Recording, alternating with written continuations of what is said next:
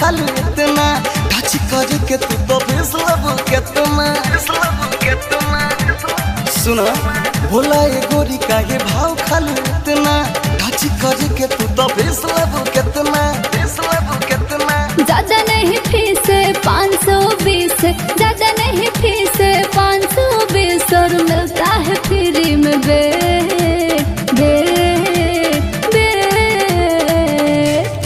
कब आई बता दे गोरिया पंडे तो यार बारू हमारा से कर लगे कब आई बता दे गोरिया पंडे तो यार बारू हमारा से कर लगे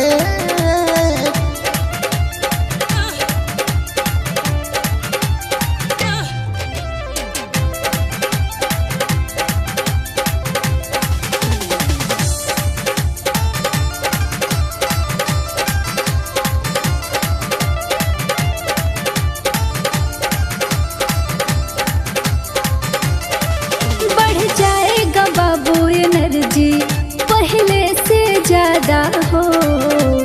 मजा मिले लगी तोहरो कईता बाटे बादा हो बढ़ जाएगा बाबू एनर्जी पहले से ज्यादा हो अरे मजा मिले लगी तोहरो कईता बाटे बादा हो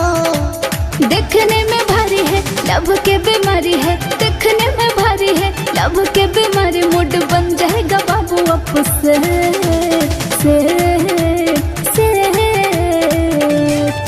कब आई बतावा गोरिया पंडे तो यार बारू हमारा से कर लगे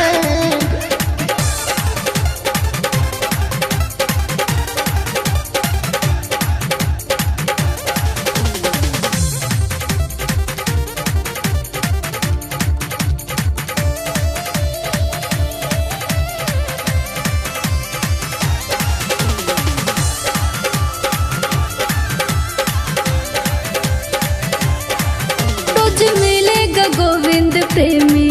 जब दोनों बेराजी जब ले मनवा न भारी बनाइब ही हमें डेरा जी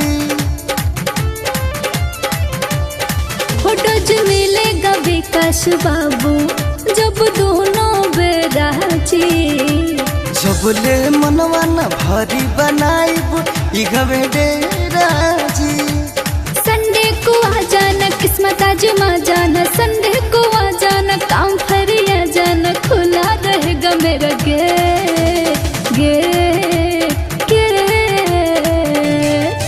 कब आई बतावा